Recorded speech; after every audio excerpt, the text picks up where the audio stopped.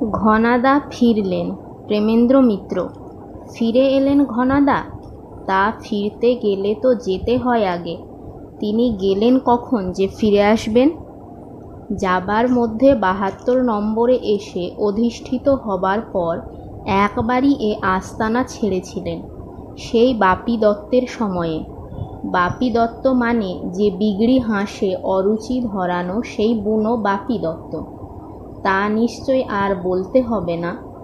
কোটি কুবেরের ধনের সমান এক আশ্চর্য ভারী জলের হ্রদের ভৌগোলিক ঠিকানা লেখা চিরকুট যার মধ্যে ভরা।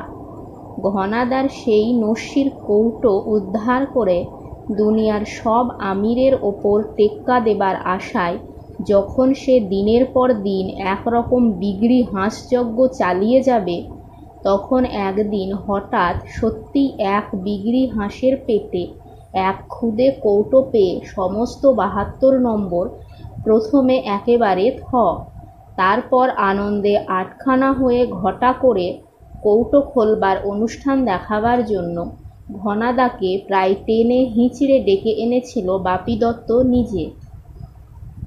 সে কৌটো খোলার পর বাপি দত্তের অবস্থা দেখবার জন্য ঘনাদা আর দাঁড়াননি। কৌটো খুলে ভেতরকার চিরকুটটা বার করে গৌর না শিশির কে একজন তা পড়ে দেবার সঙ্গে সঙ্গে ঘনাদাকে সেখানে দেখা যায়নি। দেখা যায়নি ৭২ নম্বরেই আর দিনের পর দিন, হপ্তার পর হপ্তা, মাসের পর মাস। বাপি দত্তও সেই দিন বিকেল থেকেই সেই যে ৭২ ছেড়ে দিল আর আসেনি। কি ছিল এমন মোক্ষম মারাত্মক ওই নস্যির কৌটোয় ভরা চিরকুটে? লেখা ছিল দুটি মাত্র শব্দ, ঘনাদার গুল। বাপি দত্ত না ফিরলেও ঘনাদা একদিন আবার ফিরেছিলেন আচমকা অপ্রত্যাশিতভাবে। ফিরেছিলেন সমস্ত ঘনাদা বৃত্তান্তের মধ্যে মাত্র একবারের জন্য দেখা দেওয়া সেই দাদা উপাখ্যানে। তাকে নিয়ে দাদার উপহাসের গল্পের যেন জীবন্ত জবাব হয়ে। ফিরে আসাটা যেমন নাটকীয়, আগের বারের যাওয়ার মতো সামান্যই হোক, তেমনই একটু হুঁশিয়ারির ভূমিকা ছিল।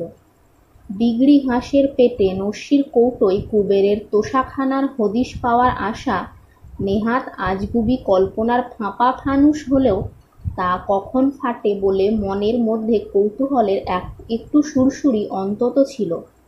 এবার কিন্তু একেবারে যেন বিনা মেঘে বজ্রাঘাত। ছুটির দিন দুপুরবেলায় একটু এলাহি খাওয়া দাওয়ার পর সন্ধ্যায় জমাটি আড্ডার জন্য